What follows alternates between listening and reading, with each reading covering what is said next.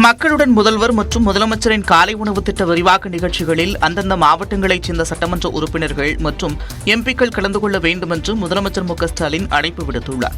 மக்களுடன் முதல்வர் திட்டம் முதற்கட்டமாக நகர்ப்புற உள்ளாட்சி அமைப்புகளில் நடைமுறைப்படுத்தப்பட்டிருக்கும் நிலையில் அடுத்த கட்டமாக ஊரகப் பகுதிகளிலும் செயல்படுத்த திட்டமிடப்பட்டுள்ளது.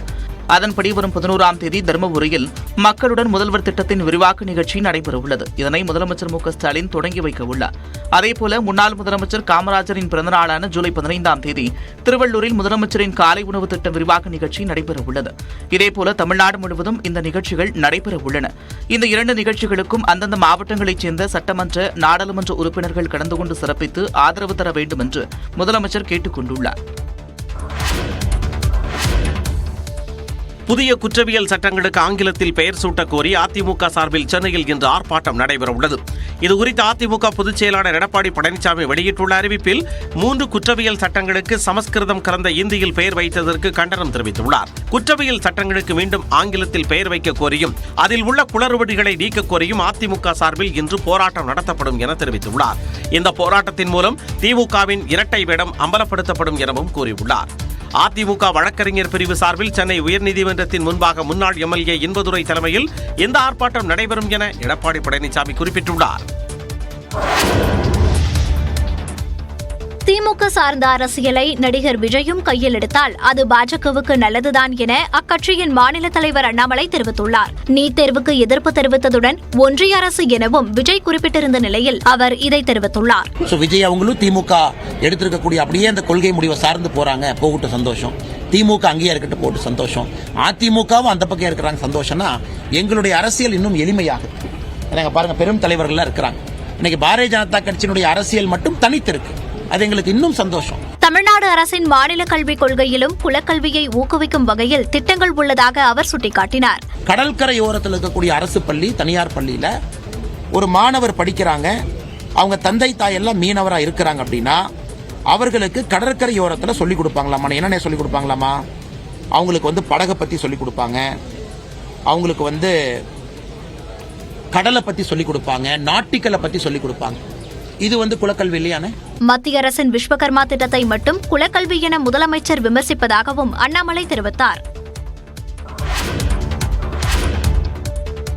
அதிமுக முன்னாள் அமைச்சர் எம்.ஆர். விஜயபாஸ்கரின் இடைக்கால முன்ஜாமீன் மனு மீது இன்று உத்தரவு பிறப்பிக்கப்பட உள்ளது. கரூரில் பிரகாஷ் என்ற நபருக்கு சொந்தமான 100 கோடி ரூபாய் மதிப்பிலான 22 ஏக்கர் நிலம் போலி ஆவணம் மூலம் அபகரிக்கப்பட்டதாக சொல்லப்படுகிறது. இது தொடர்பான புகாரில் கொலை மிரட்டல், போலி ஆவணங்களை கொடுத்து மோசடி செய்தல் உள்ளிட்ட 6 பிரிவுகளில் எம்.ஆர். விஜயபாஸ்கர் மீது வழக்கு பதிவு செய்யப்பட்டது.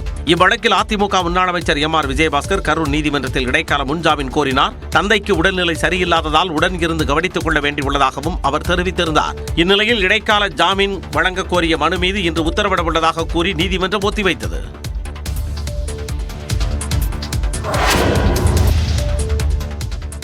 அமலாக்கத்துறை கைது செய்த உத்தரவை ரத்து செய்ய கோரி ஜாஃபர் சாதிக் சென்னை உயர்நீதிமன்றத்தில் மனு தாக்கல் செய்துள்ளார்.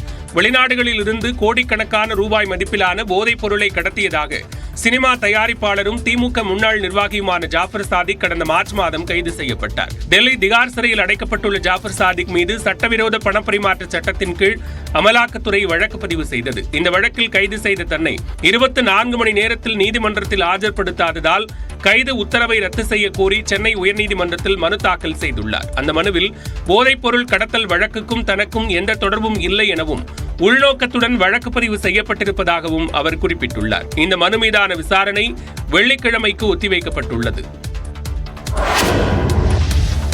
காஞ்சிபுரம் மேயரை தொடர்ந்து மண்டல குழு தலைவர் மீதும் நம்பிக்கையில்லா தீர்மானம் கொண்டுவர கோரிக்கை எழுந்துள்ளது.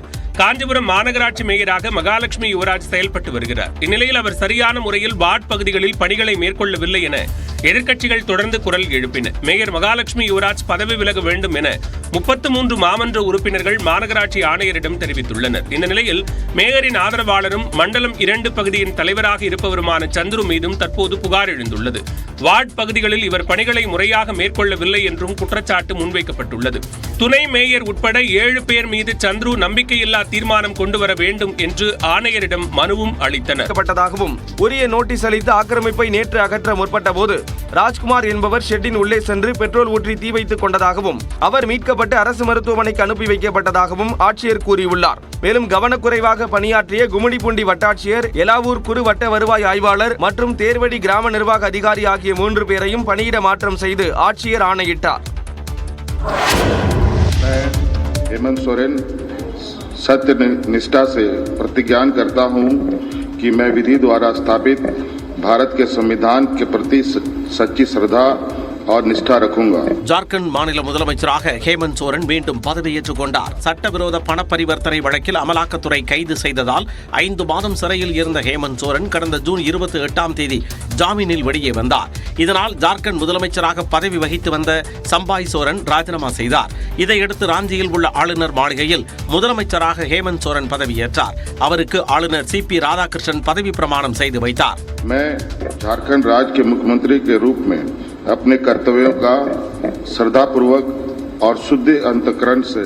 இந்த நிகழ்ச்சியில் முன்னாள் முதலமைச்சர் சம்பாய் சோரன், ஹேமந்த் சோரனின் மனைவி கல்பனா உள்ளிட்டோர் கலந்து கொண்டனர். மாநிலத்தின் அமைச்சர்கள் வரும் ஞாயிற்றுக்கிழமை பதவியேற்பர் என தெரிவிக்கப்பட்டுள்ளது.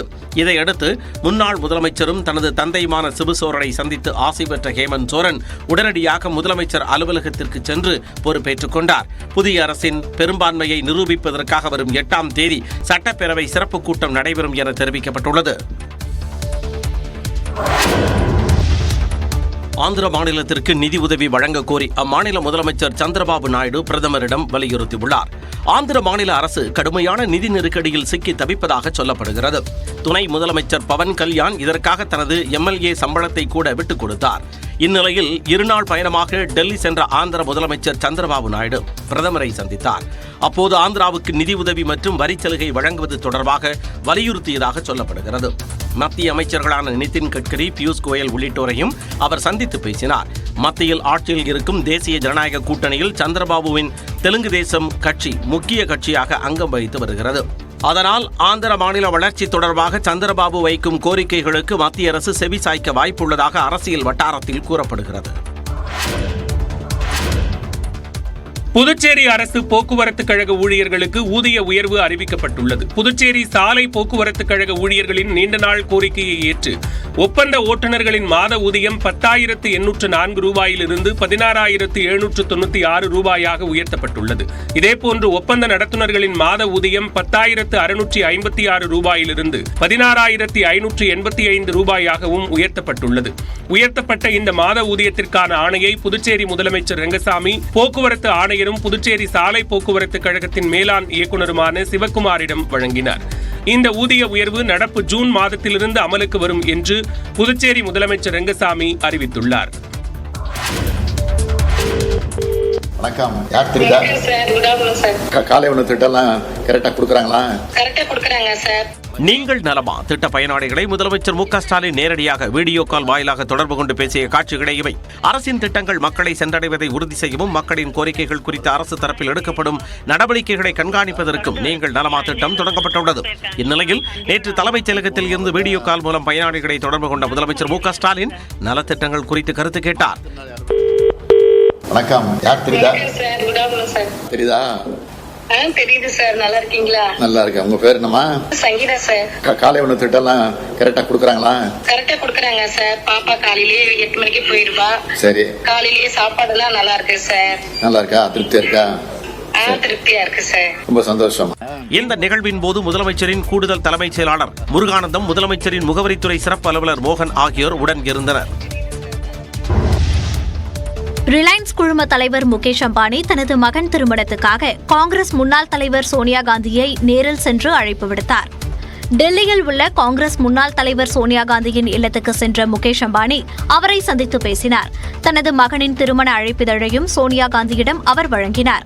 ரிலையன்ஸ் குழும தலைவர் முகேஷ் அம்பானியின் மகன் அனந்த் அம்பானியின் திருமணம் வருகிற 12ஆம் தேதி நடக்கவுள்ளது.